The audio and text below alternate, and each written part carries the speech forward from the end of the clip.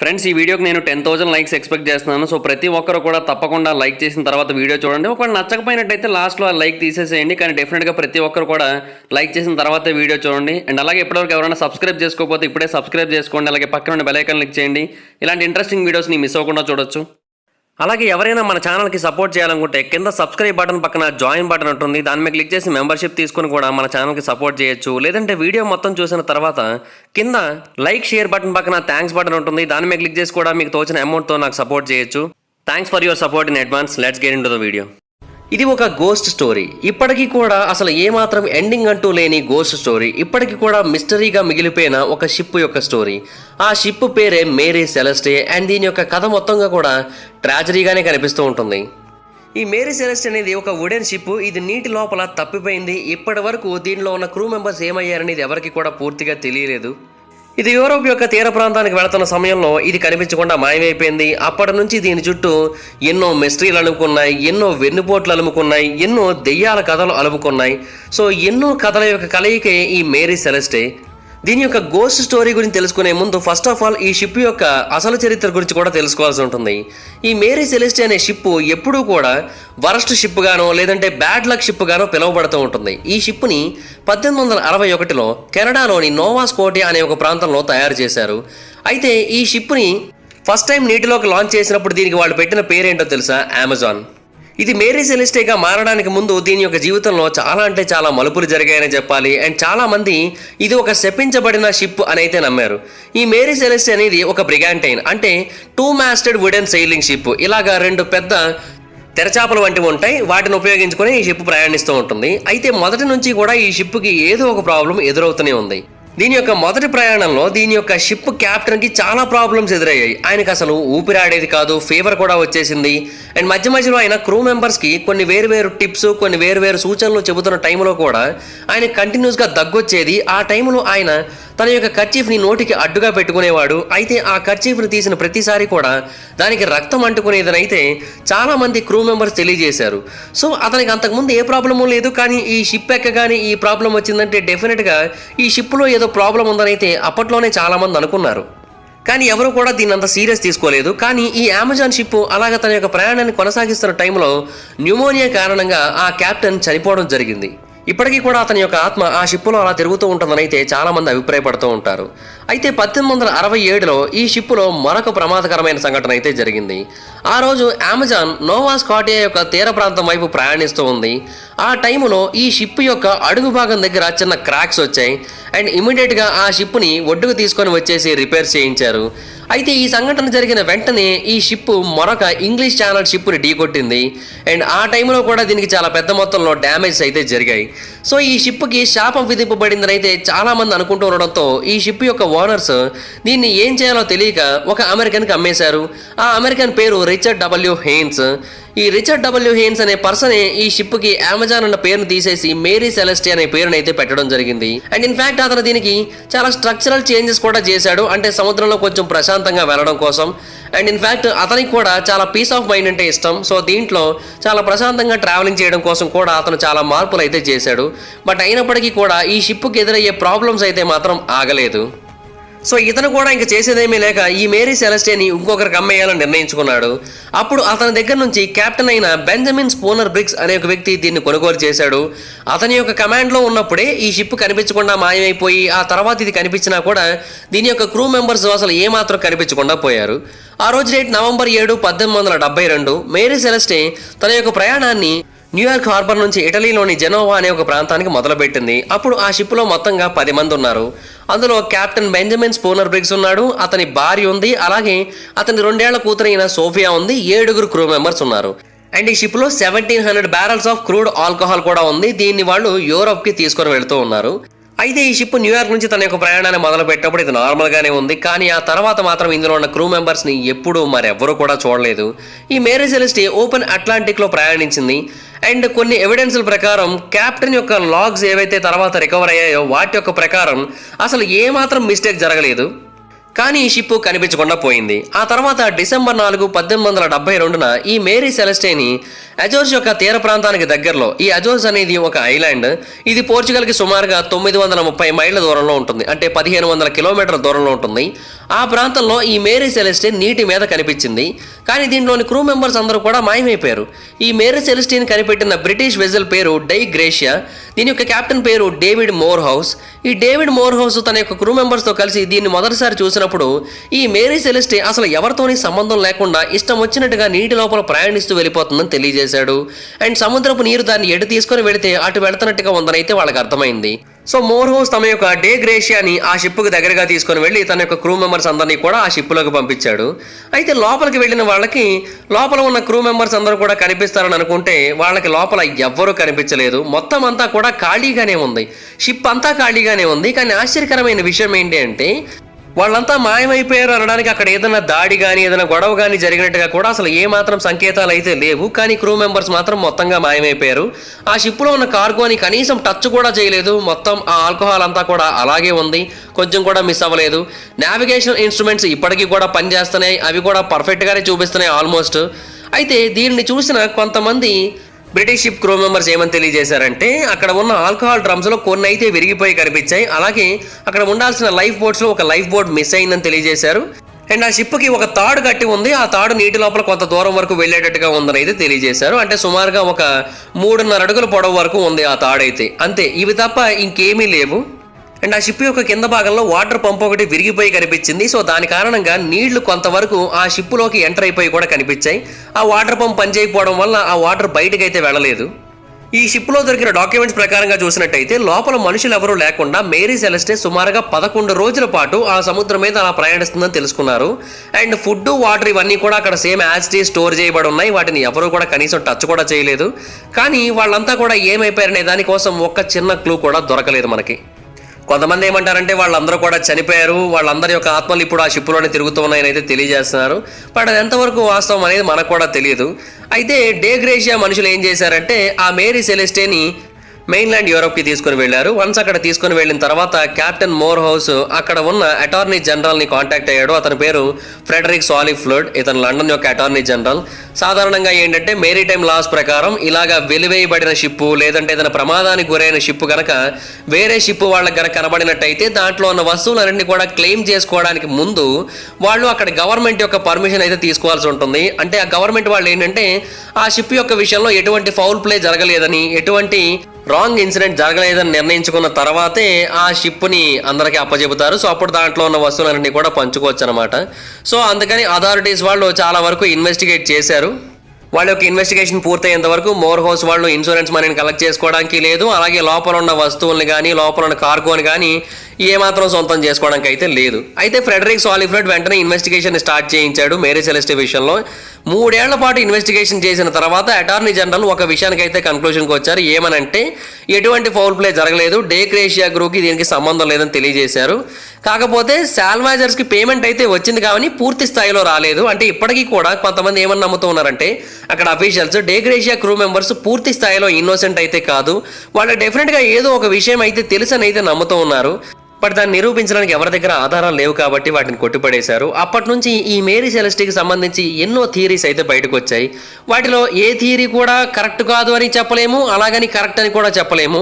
కొన్ని అయితే ఇలాగే జరిగి ఉండొచ్చు అనిపిస్తుంది, బట్ ఇందులో కూడా మిస్టేక్స్ ఉన్నాయి అనిపిస్తూ ఉంటుంది. సో దానికి సంబంధించి కొన్ని ముఖ్యమైన థియరీస్ ఉన్నాయి, అవేంటో తెలుసుకుందాం. ఇది 11 రోజుల పాటు క్రూ మెంబర్స్ ఎవరూ లేకుండా నీటి లోపల ప్రయాణించిందని చెప్పి కొన్ని స్టడీస్ ద్వారా తెలిసిందని తెలియజేశాయి కదా. సో దాని ప్రకారంగా చూసుకున్నట్టయితే ఈ క్రూ మెంబర్స్కి డెఫినెట్గా ఒక రోజున యాక్సిడెంట్ అయ్యే అవకాశం ఉంది. ఆ యాక్సిడెంట్ ఏదైనప్పటికీ కూడా అది ఆ పర్టికులర్ రోజునే జరిగే అవకాశం అయితే ఉంది. ఆ పర్టికులర్ రోజు తర్వాత ఇంకా మేరీ సెలెస్టే క్రూ మెంబర్స్ని ఎవరూ చూడలేదు, మేరీ సెలెస్టే క్రూ మెంబర్స్ ఇంకెవరిని చూడలేదు. మరి మేబీ వాళ్ళు ఇంకెక్కడైనా బ్రతుకుతున్నట్టయితే చూసే అవకాశం ఉందేమో, బట్ మనకైతే తెలీదు. ఆ పర్టికులర్ రోజు ఏంటి అంటే November 25, 1872. అంటే న్యూయార్క్ నుంచి ఇది బయలుదేరిన 3 వారాల తర్వాత ట్రాజడీ అనేది ఆ షిప్ని తాకింది. కనుచూపు మేరలో ఎక్కడ కూడా స్ట్రైట్ ల్యాండ్ అయితే కనిపించట్లేదు. కెప్టెన్ ఎప్పటిలాగే తన యొక్క లాగ్స్ని అయితే రాస్తూ ఉన్నాడు. ఆ టైంలో ఒక భారీ టెంట్కిల్ ఒకటి నీటి లోపల నుంచి బయటకు వచ్చింది. ఇది నీటి లోపల ఉన్న జైంట్ స్క్విడ్ యొక్క టెంట్కిల్ని అయితే వాళ్ళందరూ కూడా అభిప్రాయపడి ఉండొచ్చు. అండ్ ఒకరి తర్వాత ఒకరిని వరుసగా అది నీటి లోపలికి లాగేసుకుంటుంది. ఆ తర్వాత ఒకరి తర్వాత ఒకరిని అది చంపి తినేస్తోంది కూడా. అలా ఆ షిప్లో వాళ్ళందరినీ కూడా అది ఖాళీ చేసేసింది, ఆ షిప్ని అలా వదిలేసింది. సో అందుకని ఆ తర్వాత ఆ షిప్ అలాగా ఖాళీగా కనబడిందని అయితే కొంతమంది చెబుతూ ఉంటారు. ఇందువలనే ఆ షిప్లో ఉన్న వస్తువులు ఏవి కూడా ముట్టుకోకుండా అలాగే ఉన్నాయని చెబుతూ ఉంటారు. బట్ ఇది నిజమో కాదో ఎవరికి కూడా పూర్తిగా తెలియదు, ఇది ఒక థియరీ మాత్రమే. అండ్ అలాగే ఇంకొక థియరీ ఉంది. ఆ రోజు డేట్ నవంబర్ 25, 1872. ఈ షిప్కి దగ్గరలో ఒక భారీ షిప్ ఉంది. ఆ షిప్ చాలా పెద్దగా ఉంది దీనికంటే. అండ్ ఆ షిప్ పైన ఒక జెండా ఎగురుతుంది. అండ్ ఆ జెండా పైన ఒక వైట్ కలర్ స్కల్ కూడా ఉంది. సో డెఫినెట్గా అది పైరేట్స్ యొక్క షిప్ అని వీళ్ళకి అర్థమైంది. కానీ వీళ్ళు తేరుకునే లోపే ఆ పైరేట్ షిప్ వీళ్ళకి దగ్గరగా వచ్చేసింది. అండ్ ఆ పైరేట్స్ ఈ షిప్లోకి ఎంటర్ అయిపోయి మేరీ సెలెస్టే క్రూ మెంబర్స్ అందరినీ కూడా చంపేసి ఆ తర్వాత వాళ్ళ దగ్గర ఉన్న ఒక లైఫ్ బోట్ని, ఒక వాటర్ పంప్ని కూడా తీసుకొని అక్కడ నుంచి వెళ్ళిపోయారని అయితే ఈ థియరీ చెబుతూ ఉంది. కానీ పైరేట్స్ అనేవాళ్ళు మనుషుల్ని చంపడానికంటే డబ్బుల్ని దోచుకోవడానికి ఎక్కువగా ఇంట్రెస్ట్ చూపిస్తారు. సో వీళ్ళ దగ్గర ఉన్న ఆల్కహాల్ని కావచ్చు, లేదంటే వీళ్ళ దగ్గర ఉన్న వేరే వస్తువుని కావచ్చు, ఎవరు దోచుకోలేదు కాబట్టి పైరేట్స్ అయితే అక్కడికి వచ్చి ఉంటారని అయితే చాలా మంది నమ్ముతూ ఉన్నారు. ఈ మేరీ సెలెస్టే యొక్క మిస్టరీ గురించి 1800 సంవత్సరాలలో బాగా తెలిసింది ప్రజలకి. అప్పట్లో సర్ ఆర్థర్ కానన్ డాయల్ అనే ఒక ఆథర్ కూడా దీని గురించి ఒక విషయాన్ని తెలియజేయడానికి ట్రై చేశారు. అంటే ఆ క్రూ మెంబర్స్కి ఏమైందనే విషయంలో ఆయన ఒక థియరీని ప్రతిపాదించారు. దీని గురించి ఆయన ఒక చిన్న కథ కూడా రాశారు. ఆ కథ పేరు జే హబాకుక్ జెప్సన్ స్టేట్మెంట్. సో దీంట్లో ఏంటంటే అతను ఒక ఫిక్షనల్ స్టోరీని రాశారు. ఈ ఫిక్షనల్ స్టోరీలో భాగంగా ఆ షిప్లో ఉన్న మొత్తం 10 మందిలో ఒక ఎక్స్ స్లేవ్ ఉన్నారు, అంటే ఒక బానిస ఉన్నారు. ఆ బానిసకి ఏంటంటే తమ దేశానికి చెందిన వాళ్ళ మీద కోపం చాలా ఎక్కువ. అంటే తనని బానిసగా చేసుకున్నారు, మిగతా వాళ్ళు మాత్రం సుఖాలు అనుభవిస్తున్నారని అతనికి కోపం, అసూయ చాలా ఎక్కువగా ఉండేవి. సో అందుకని అతను మేరీ సెలెస్టే షిప్లో ప్రయాణిస్తున్న టైంలో మొత్తం అందరినీ కూడా నీటి లోపల తోసేసి చంపేసి ఆ తర్వాత అక్కడ నుంచి ఒక లైఫ్ బోట్ని, ఒక తాడుని కూడా తీసుకొని అక్కడ నుంచి పారిపోయి ఎవరికంటా పడకుండా బ్రతుకుతూ ఉన్నాడు. సాధారణంగా ఎవరైతే బానిసత్వాన్ని ఫేస్ చేస్తారో వాళ్ళు ఇటువంటి రివెంజ్లు తీసుకోవాలనుకోవడంలో అసలు ఏమాత్రం సందేహం అయితే లేదు. కానీ దీన్ని రాసిన కానన్ డాయల్ కంప్లీట్గా ఫిక్షనల్ స్టోరీగానే రాశాడు. ఇది నిజమో కాదో ఎవరికి కూడా పూర్తిగా తెలియదు, నిజం కాదని అందరూ చెబుతూ ఉంటారు. అయితే మేరీ సెలెస్టే క్రూ గురించి మరికొన్ని ప్లాజిబుల్ థియరీస్ కూడా ఉన్నాయి. అందులో అత్యంత ముఖ్యమైనది నవంబర్ 25, 1872 షిప్లో ప్రయాణిస్తున్న వాళ్ళందరికీ కూడా ఒక వింతైన వాసన వచ్చింది. ఆ వింతైన వాసన ఆల్కహాల్ డ్రమ్స్ ఉన్న ప్రాంతం నుంచి వచ్చింది. ఆల్కహాల్ అనేది కొన్నిసార్లు మంటల్ని క్రియేట్ చేస్తూ ఉంటుంది. సో ఆ టైంలో షిప్ మొత్తం పేలిపోయే అవకాశం ఉంటుంది.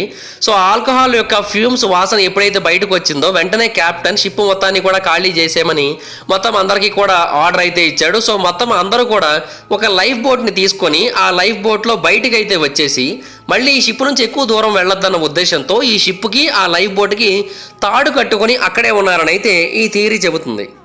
అయితే కొన్నిసార్లు ఫ్యూమ్స్ వచ్చినా కూడా అవి తగలబడవు. సో అందుకని ఈ షిప్కి ఏమీ కాకపోయినట్టయితే మళ్ళీ ఆ షిప్లోకి వెళ్ళొచ్చు అన్న ఉద్దేశంతో ఆ షిప్కి, లైఫ్ బోట్కి మధ్య తాడు కట్టారు. కానీ బ్యాడ్ వెదర్ కారణంగానో లేదంటే రోప్ క్వాలిటీ బాగోకపోవడం వలన అది మధ్యలో తెగిపోయింది.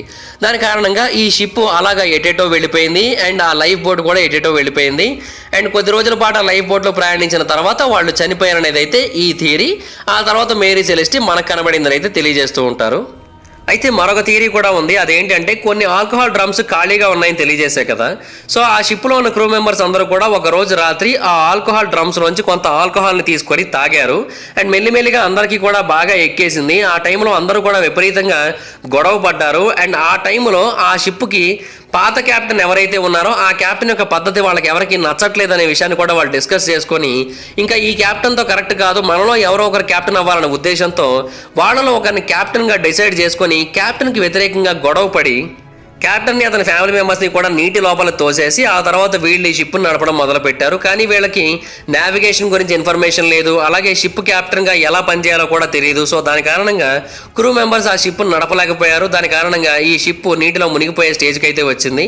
సో ఇమీడియట్గా అందరూ కూడా ఒక లైఫ్ బోట్లో నీటి లోపలికైతే వెళ్ళారు ఈ షిప్ నుంచి దూరంగా వెళ్ళిపోవాలనే ఉద్దేశంతో. కానీ వాళ్ళందరూ కూడా సముద్రం మధ్యలోకి వెళ్ళి వాళ్ళు మునిగిపోయారు. ఈ షిప్ మాత్రం సేఫ్గా మన ముందుకైతే వచ్చిందని అయితే ఈ థియరీ చెబుతూ ఉంది. అండ్ అనే మెక్గ్రేగర్ అనే ఒక వ్యక్తి ఒక థియరీని చెప్పారు. అండ్ ఇన్ఫ్యాక్ట్ దీని గురించి స్మిత్సోనియన్ డాక్యుమెంటరీ వాళ్ళకి the true story of the Mary Celeste అన్న పేరుతో ఒక వీడియోను కూడా రిలీజ్ చేయడం జరిగింది. మెక్గ్రేగర్ మరియు ఆమె యొక్క రీసెర్చ్ టీము ఒక ఎవిడెన్స్ అందించారు. ఏమనంటే మేరీ సెలెస్టే నావిగేషన్ విషయంలో మిస్కాల్కులేషన్ కారణంగా నీటి లోపల తప్పిపోయిందని తెలియజేసింది. అంటే షిప్ లాగ్స్ని మరియు కంప్యూటర్ మోడలింగ్ ఆఫ్ కరెంట్స్ని ఉపయోగించినట్టయితే ఆ షిప్ ఏదైతే ఉందో తన యొక్క వోయాజ్కి కంప్లీట్గా డిఫరెంట్గా వెళుతుంది. అంటే అది వెళ్లాల్సిన రూట్లో కాకుండా మరొక రూట్లో సుమారుగా 112 మైళ్ళు డిఫరెన్స్తో ప్రయాణిస్తూ ఉంది. సో దాంట్లో చాలా రకాల ప్రాబ్లమ్స్ అయితే క్రియేట్ అయ్యాయి. దానికి నావిగేషన్ ఇష్యూ కూడా ఒక రీజన్ అయితే ఉందని అయితే ఆమె చెబుతుంది. సో ఇలాగ వరుస పెట్టి ప్రాబ్లమ్స్ వచ్చాయని చెబుతుంది. అంటే కింద ఉన్న వాటర్ పంపు పనిచేయకపోవడం వల్ల కింద నుంచి వాటర్ లోపలికి వచ్చేసింది. అదే టైంలో నావిగేషన్ ఏమో సరిగ్గా పనిచేయట్లేదు. దానివల్ల రైట్ డైరెక్షన్లో వాళ్ళు వెళ్ళలేకపోయారు. అదే టైంలో షిప్ ఒక పక్కకి ఒరిగిపోతూ ఉంది. చిన్న చిన్న డ్యామేజెస్ కూడా ఈ అవకాశాలు ఉన్నాయన్న ఉద్దేశంతో కెప్టెన్ ఆ షిప్ని వదిలేసేయమని చెప్పాడు, మేరీ సెలెస్టే మునిగిపోతుందేమో అని. కానీ లైఫ్ బోట్లోకి ఎక్కిన తర్వాత ఆ లైఫ్ బోటే మునిగిపోయింది కానీ మేరీ సెలెస్టే మునిగిపోలేదని అయితే ఆమె తెలియజేస్తూ వచ్చింది. ఇంకా తర్వాత దీనికి గోస్ట్ షిప్ అన్న పేరు పెట్టారు. అయితే మేరీ సెలెస్టియన్ తర్వాత ఇంగ్లాండ్ తీసుకుని వచ్చిన తర్వాత దాని యొక్క కంటెంట్స్ అన్నింటి కూడా తీసేశారు బయటికి, వేరు వేరు వాళ్ళకైతే ఇచ్చేశారు. అండ్ ఆ షిప్ని మరొక కొత్త ఓనర్కి అమ్మేశారు. ఈ గోస్ట్ షిప్ ఆ తర్వాత వేరు వేరు క్యాప్టెన్స్ కింద 12 సంవత్సరాల పాటు తిరిగి ఫైనల్గా 1885లో కెప్టెన్ జీసీ పార్కర్ అనే ఒక వ్యక్తి చేతుల్లోకి వెళ్ళింది. ఈ వ్యక్తి ఏంటంటే ఈ షిప్ని కావాలని గుద్దేశాడో తెలియదు, పొరపాటును గుద్దేసుకుందో తెలియదు కానీ అమెరికా యొక్క కింద భాగంలో ఉన్న ఐలాండ్స్ దగ్గరలో, హైతీకి దగ్గరలో ఒక కొండ ప్రాంతానికి ఈ షిప్ని గుద్దేశాడు. కొంతమంది ఏమంటారంటే ఈ షిప్కున్న ఇన్సూరెన్స్ మనీని కలెక్ట్ చేసుకోవడం కోసం కావాలని అలా ప్రమాదాన్ని క్రియేట్ చేశాడని చెబుతూ ఉంటారు. అయితే మరొక కథ కూడా వినిపిస్తూ ఉంటుంది. కెప్టెన్ పార్కర్ని ఈ షిప్ యొక్క క్రూ మెంబర్స్ యొక్క ఆత్మలు వెంటాడుతూ ఉండేవని, సో ఈ షిప్ని కనుక నాశనం చేయకపోయినట్టయితే ఈ ఆత్మలు ఇలాగ అందరినీ కూడా వెంటాడతాయన్న ఉద్దేశంతో ఆ షిప్ని నాశనం చేయడానికి ట్రై చేశాడని. కానీ ఆశ్చర్యకరమైన విషయం ఏంటంటే ఆ షిప్ ఇప్పటికీ కూడా పూర్తిగా నాశనం అవ్వలేదని చెబుతూ ఉంటారు. సో కొంత డ్యామేజ్ అయితే అయింది, బట్ రిపేర్ చేయలేనంతలాగా డ్యామేజ్ అయింది. సో అందుకని దాన్ని ఆ హయేజియన్ రీఫ్ దగ్గర అలాగే వదిలేశారు. మెల్లిమెల్లిగా కాలగర్భంలో కలిసిపోయింది అది. ప్రస్తుతానికైతే మేరీ సెలెస్టే మనకు కనిపించట్లేదు, సముద్రం కిందన ఉంది ప్రస్తుతానికైతే అది. కానీ దీని కారణంగా ఎంతో మంది ప్రాణాలు అయితే పోయాయి. సో వాళ్ళ యొక్క ఆత్మలు ఇప్పటికీ అక్కడ తిరుగుతూ ఉంటాయని అయితే కొంతమంది నమ్ముతూ ఉంటారు. సో ఇప్పటికీ కూడా క్రూ మెంబర్స్ ఏమయ్యారని ఇది ఒక మిస్టరీగానే మిగిలిపోయింది. సీ మాన్స్టర్ కారణంగా చనిపోయారా, పైరేట్సా, మ్యూటినియా, మిస్కాల్కులేషన్సా ఏంటనేది ఎవరికి కూడా అర్థం కావట్లేదు. సో ఇది the unsolved Mary Celeste ghost ship mystery. So ఈ వీడియో కనుక మీకు నచ్చినట్టయితే డెఫినెట్గా లైక్ చేయండి. ఈ వీడియోని మీ ఫ్రెండ్స్కి, ఫ్యామిలీ మెంబర్స్కి షేర్ చేయండి. ఇప్పటివరకు ఎవరైనా మన ఛానల్ సబ్స్క్రైబ్ చేసుకోకపోతే ఇప్పుడే సబ్స్క్రైబ్ చేసుకోండి. పక్కన బెల్ ఐకాన్ క్లిక్ చేసి ఆల్లో పెట్టుకోండి. ఆల్లో పెట్టుకోవడం చాలా ఇంపార్టెంట్. అప్పుడే నేను పెట్టే వీడియోస్ ఏవి కూడా మిస్ అవ్వకుండా చూడొచ్చు, మీకు నోటిఫికేషన్స్ వస్తాయి. ఒకవేళ మీరు మన ఛానల్కి ఏమైనా సపోర్ట్ చేయాలనుకుంటే కింద సబ్స్క్రైబ్ బటన్ పక్కన జాయిన్ బటన్ ఉంటుంది, దాన్ని మీరు క్లిక్ చేసి మీకు తోచినంత అమౌంట్తో మెంబర్షిప్ తీసుకొని మన ఛానల్ సపోర్ట్ చేయొచ్చు. లేదంటే లైక్, షేర్ బటన్ పక్కన థ్యాంక్స్ బటన్ ఉంటుంది, దాన్ని మీరు క్లిక్ చేసి కూడా మీకు తోచినంత అమౌంట్తో మన ఛానల్ సపోర్ట్ చేయొచ్చు. అలాగే నా ఇన్స్టాగ్రామ్ ఐడి యొక్క లింక్ కింద డిస్క్రిప్షన్లో ఉంటుంది, దాన్ని మీరు క్లిక్ చేసి మీరు నన్ను ఇన్స్టాగ్రామ్లో డైరెక్ట్గా ఫాలో అవ్వచ్చు. లేదా మీరు ఏదైనా ఒక టాపిక్ గురించి నేను వీడియో చేయమని అడగాలనుకున్నా కూడా ఇన్స్టాగ్రామ్లో ఫాలో అయ్యి నాకు మెసేజ్ చేయండి, నేను దాని గురించి వీడియో చేయడానికి ట్రై చేస్తాను. Thank you guys, bye bye now.